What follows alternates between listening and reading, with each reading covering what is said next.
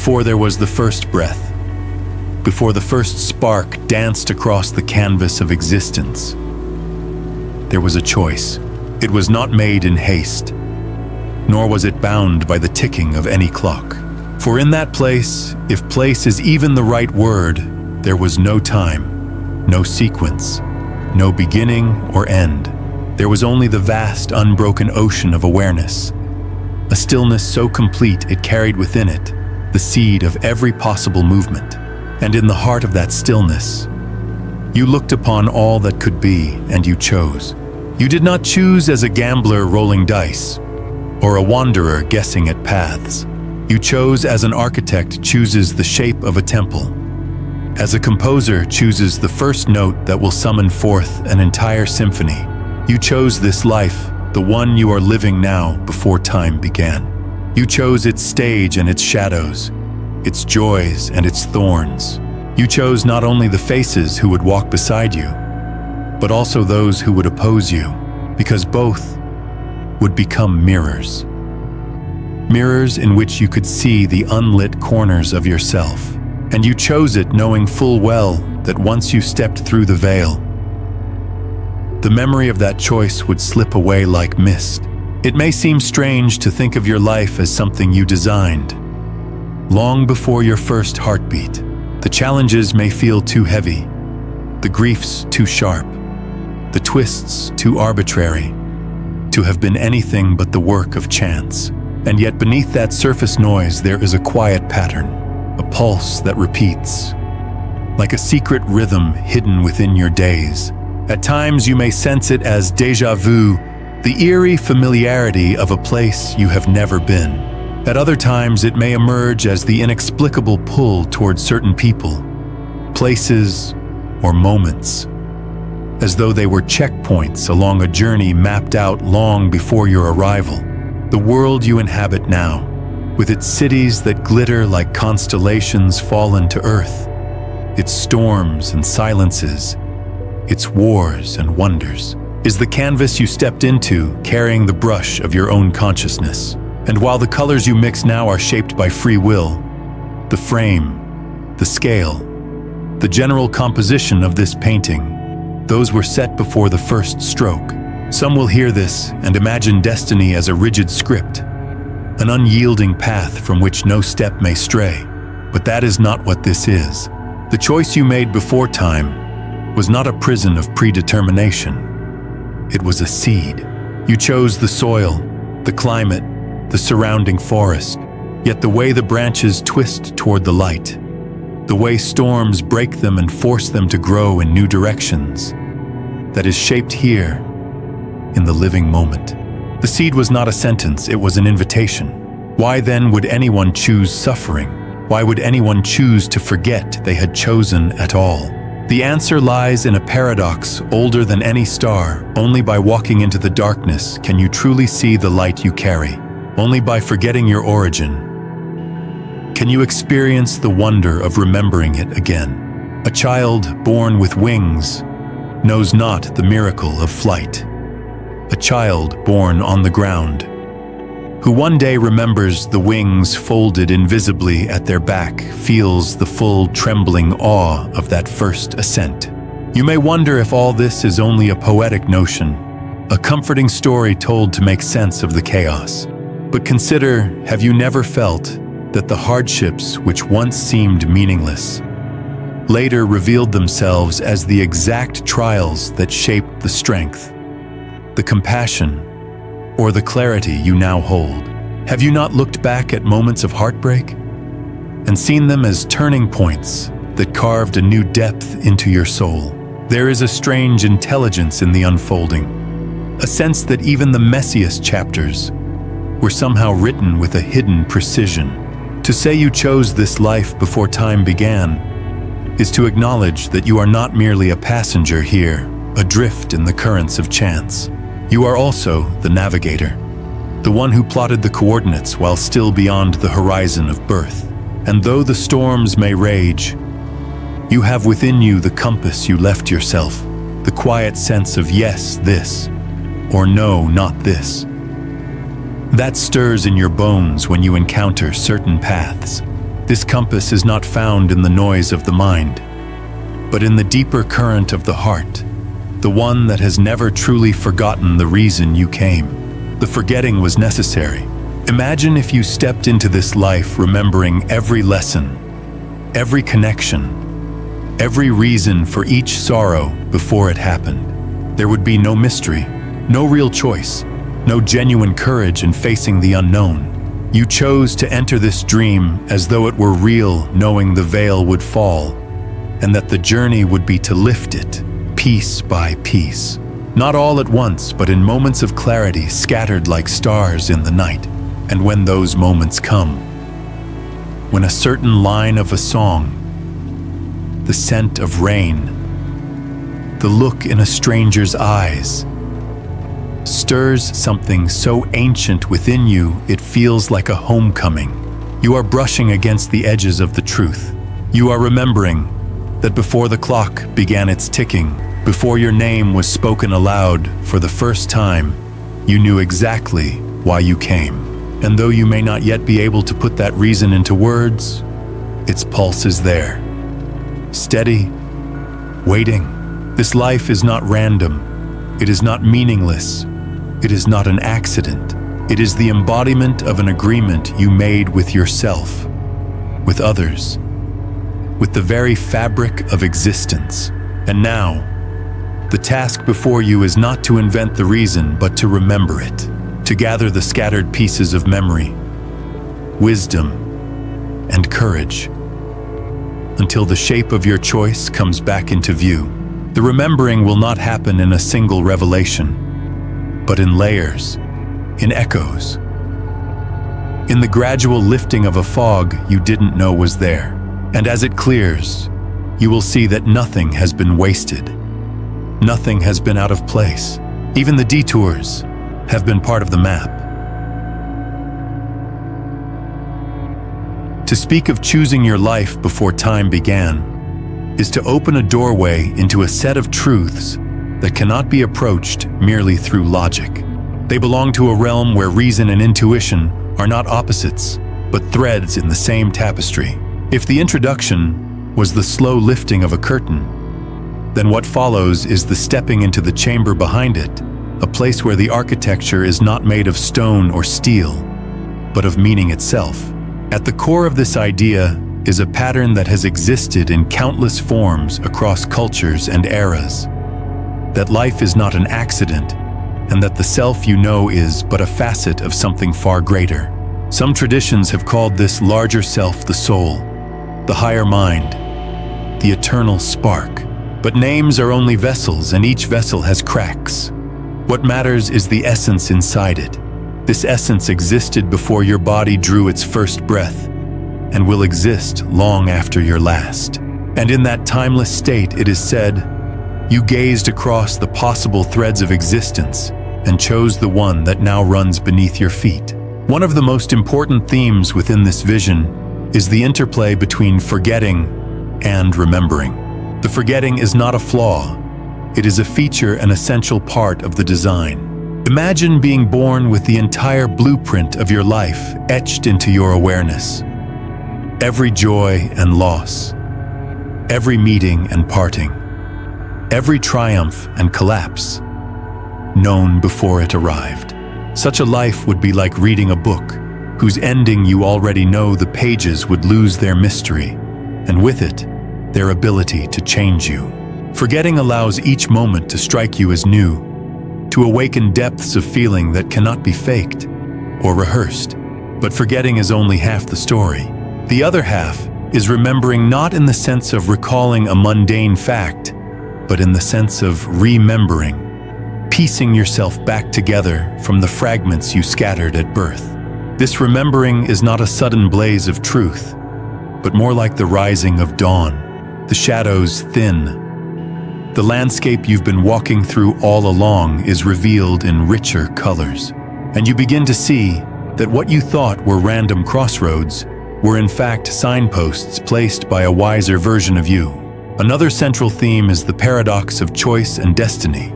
If you chose this life before time began, does that mean you are bound to its every detail? The answer is no. The choice you made was like the decision to embark on a voyage. You selected the vessel, the ocean, and even certain storms you wished to navigate, knowing they would shape you in ways calm waters never could. But the way you steer, the ports you stop at, the ways you mend your sails after they tear, that is the dance of free will within the container of destiny. Your life is not a fixed script.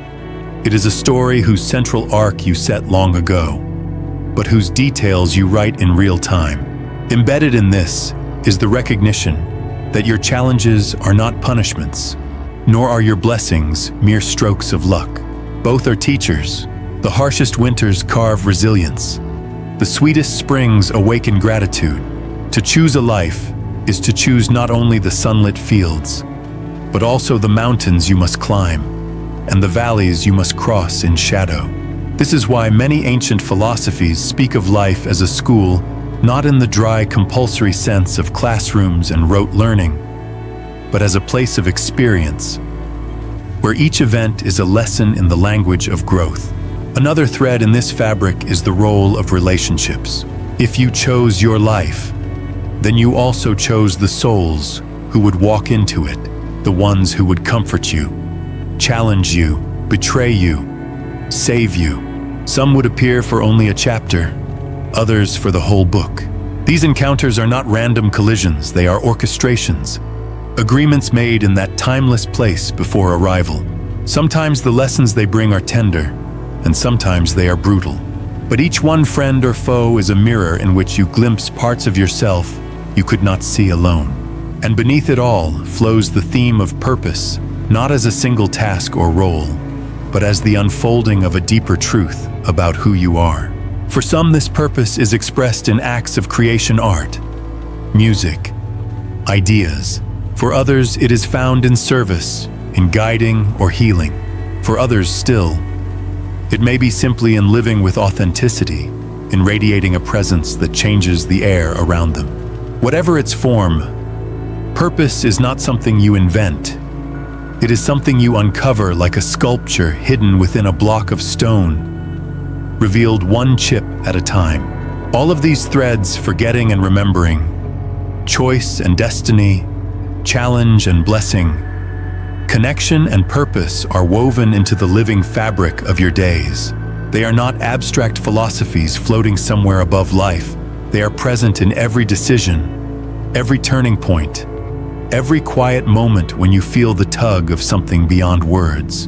And the more you attune to these themes, the more you begin to sense the pattern behind the apparent chaos.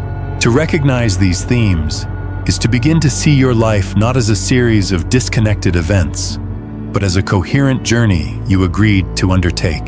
And once that recognition begins to dawn, even the most painful chapters take on a new texture. They do not become easy, but they become meaningful. They reveal themselves as the precise conditions you chose to grow the exact strength or wisdom you came here to embody. The invitation is to hold this awareness not as a rigid belief, but as a living lens, a way of seeing that can transform how you walk through your days. To live as if you chose this life is to live with a sense of agency, responsibility, and reverence. It is to know that while you cannot change the fact that the mountain is before you, you can choose how you climb it, and in doing so, shape the very self who will stand at its summit. If the first steps of this journey are understanding the choice and its themes, then the deeper layers emerge most clearly through story. For stories speak in a language older than words, one that bypasses the guarded gates of reason and slips directly into the marrow. Through allegory, symbols, and archetypes, the hidden architecture of your choice before time began can be glimpsed as if through the half-light of dawn. Imagine for a moment a vast hall beyond the stars. Its ceiling is the curve of the cosmos, lit by constellations that shift and breathe like living things. In the center stands a table made of light, its surface rippling with images of lives not yet lived. Here you stand, not in a body, but in your essence, clear and luminous. Around you gather other beings, some familiar, some not. Though in this place, familiarity is not a matter of face or form, but of energy. Each carries the quiet authority of one who has chosen before, who knows the weight and wonder of stepping into the world of time. Upon the table lies the map of possibilities, threads of color, stretching outward in all directions. Some are bright gold, others deep indigo, some almost invisible until you draw closer. Each thread is a path, a life with its joys and sorrows already woven in potential. You do not look for the one with the least hardship, for you understand that growth rarely blooms in comfort alone. Instead, you look for the thread that will shape you into the clearest, strongest expression of who you truly are. You choose it, knowing you will forget this moment. You choose it because you wish to discover yourself again, as if for the first time. And as you lay your hand upon it, the thread begins to hum a vibration that will follow you into the cradle, into every step of your days. Then the hall dissolves, the stars fade, and you are falling into form, into breath, into the strange weight of gravity. Another image emerges, a garden lush and endless where every plant and tree grows according to a secret rhythm. This garden is the realm of soul planning, and you walk through it with a basket in your hand. In the basket you place seeds not just of events, but of qualities. Here you choose courage in the form of a loss that will teach you to rise again. There you choose compassion through an encounter with someone who will break your heart and open it wider in the same moment. You plant laughter in the form of a friend who will see through your defenses, and solitude in the form of journeys you must walk alone. You plant them all, knowing that when the time comes, you will not remember having done so, but you will recognize their fruit when it appears. There is also the allegory of the masked ball. Before entering the dance of life, you and others agree on the roles you will play. Some will wear the mask of the ally, others the rival, some the teacher, others the stranger who speaks one sentence that changes everything. Once the music begins, you will forget that these are masks. You will feel the joy, the anger, the grief as if they were born in that moment. Only when the dance ends will the masks be removed, and the laughter of reunion be heard, as you recognize in the enemy the dearest of friends who agreed to challenge you for the sake of your own unfolding. And then, the most personal story of all, the river. You are standing at the edge of a great river before your birth, and you can see only the far shore, where your life will end. Between here and there, the water is filled with rapids, still pools, whirlpools, and stretches of clear, calm flow. You know that once you step in, the current will carry you. But you will also have a paddle. The river's shape is set, but how you navigate it. Whether you fight the current, surrender to it, or learn to read its deeper rhythms, that is your art. You step into the water willingly, feeling the shock of its cold, and begin the crossing. The river is time, and you are both its traveler and its witness. These symbolic narratives are not literal accounts of what happened before your birth, but mirrors reflecting truths that the rational mind struggles to hold. They speak of agreements, of purpose, of a perspective far wider than the one framed by the human eye. They remind us that the people we meet, the struggles we endure, and even the moments we wish away are part of a story that began long before our first day. And in these stories is also a reminder you are not alone in your remembering. Others walk beside you, some consciously, others not, but all bound by the same unseen web. Just as you chose them, they chose you. And together, you are weaving a tapestry whose full design may only be visible when you step again into that hall beyond the stars. The power of these narratives is not in proving their literal truth, but in the way they shift how you see your life. When you hold the image of the garden, the masked ball, the river, you begin to move differently in the world. You meet challenge with curiosity, pain with the question of what seed is being watered, joy with gratitude for the way the dance has brought you here. For to live as though you chose this life is to become both the traveler and the storyteller, the one who navigates the current, and the one who from some higher vantage remembers why you stepped into it at all. It is one thing to contemplate that you chose this life before time began, and another to live with that awareness woven into the fabric of your days. Philosophy, after all, is not meant to remain suspended in the air like incense smoke. It is meant to seep into the ground beneath your feet, to change the way you walk upon it. The question is not only, what if it's true, but how would I live differently if I truly believed it? Living as though you chose this life requires a certain intimacy with your own experience. It is an act of radical ownership, a refusal to see yourself merely as a victim of circumstance. This doesn't mean denying pain or pretending that everything is easy. Rather, it is the willingness to meet every event with the quiet acknowledgement, I chose this somehow. Even if I do not yet know why, that acknowledgement shifts you from a place of resistance into one of engagement. Instead of asking, why is this happening to me? You begin to ask, what is this here to teach me? What part of me is this moment calling forth? This shift has profound implications for how you meet challenges.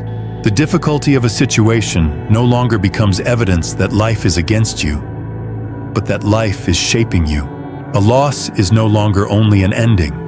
It is also the clearing of space for something new. A betrayal is no longer only a wound. It is an invitation to refine your boundaries and strengthen your discernment. When you hold the lens of having chosen, each moment gains the dignity of purpose, even if its purpose is hidden from view. Relationships too transform under this awareness.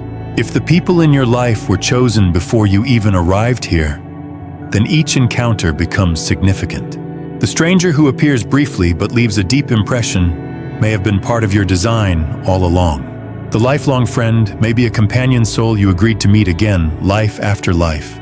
And the adversary, perhaps the most difficult to accept, may be one who agreed to challenge you so that your hidden strength could rise to the surface. This does not mean tolerating harm or remaining in destructive dynamics. It means recognizing that even the painful relationships can be catalysts for becoming who you are meant to be. Work and creativity take on new dimensions as well. Rather than seeing your career, art, or service as random products of circumstance, you can begin to approach them as channels through which your deeper purpose flows. If you chose this life, then you also chose the talents, passions, and even the limitations that would shape the way you express yourself. The question becomes, how can I use what I have right now as I am to live in alignment with that deeper choice? Even the smallest moments shift when viewed through this lens. A delayed train, a sudden change of plan, a passing conversation, these cease to be trivial interruptions. They become threads in the intricate weaving of your path. To live this way is to cultivate a sense of presence, to be alert to the possibility that the meaning you have been seeking may be quietly unfolding in this very moment. In the glance of a child on the street, in the way sunlight falls through your window, in the sentence you overhear that answers a question you didn't know you were asking. Integrating this awareness is not about straining to figure it all out. The remembering is not a puzzle to be solved in haste, but a relationship to be nurtured. It is built through stillness, reflection, and a willingness to listen for the deeper current beneath the noise. Some find this in meditation, others in walking alone beneath the trees, others in journaling, music, or prayer. The form matters less than the sincerity, the quiet turning of your attention toward the part of you that has always known why you are here. There is also the matter of trust. If you chose this life, then you also chose to face uncertainty. Trust is not blind faith in the absence of difficulty. It is the willingness to keep walking, even when you cannot see the entire map. It is the knowing that while you may feel lost, there is a version of you beyond the veil of time that has already walked this path and is guiding you step by step. The practical implication of all this is simple in form, but profound in effect. You meet life as a co-creator, not a passive recipient. You participate in your own unfolding. You hold your challenges with the same reverence as your blessings, because both are part of the choice you made. And when you falter, as you inevitably will, you do not condemn yourself for failing. You remember that even the faltering is part of the plan, for it teaches you compassion for yourself and for others who stumble along the way. In this way, the awareness that you chose this life becomes not just a mystical idea, but a compass for living. It points you back to presence when you drift into distraction. It softens you when you are tempted to harden. It strengthens you when you feel like collapsing. It invites you, again and again, to walk as if your steps were chosen long before they touched the earth, and as if each one carries the echo of that original yes you spoke before you arrived here. There comes a moment in every journey when the trail behind you feels as long as the trail ahead.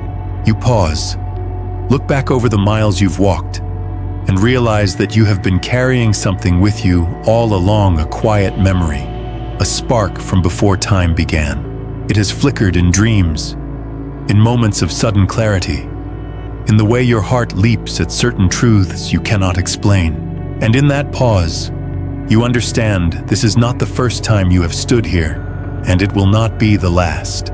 The idea that you chose this life before time began is not meant to be a chain binding you to a fixed fate. It is meant to be a mirror, a way of seeing yourself, not as a fragment thrown into chaos, but as a whole being walking into the world you once envisioned. It is meant to remind you that whatever storms you find yourself in, you are not only the sailor clinging to the mast, you are also the one who set the ship to sea. This remembering changes you. It does not erase pain, but it transforms its texture. Pain becomes a teacher, not a punishment. Confusion becomes a threshold, not a wall.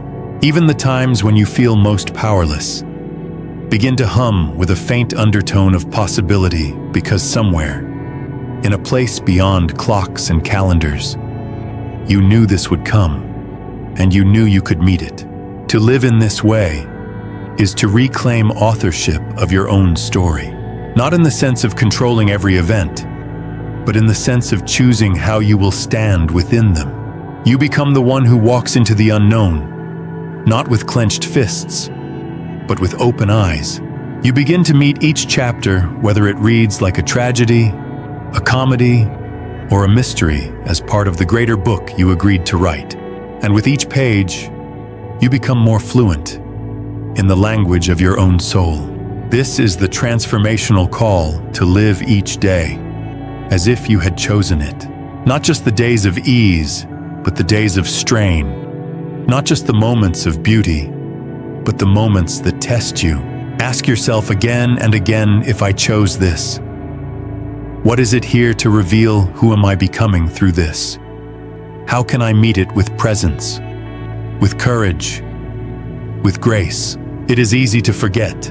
The world will pull you into its noise, its distractions, its endless urgencies, but the remembering is always available. It waits in the quiet. It speaks in the language of intuition, in the tug of your heart toward what feels true. It calls to you in synchronicities, in sudden insights, in the way a single sentence can feel like a message meant only for you. There will be days when you doubt it all. That is part of the journey too. Even then, especially then, remember that doubt itself is one of the landscapes you agreed to cross. The skies will not always be clear, but they will always change.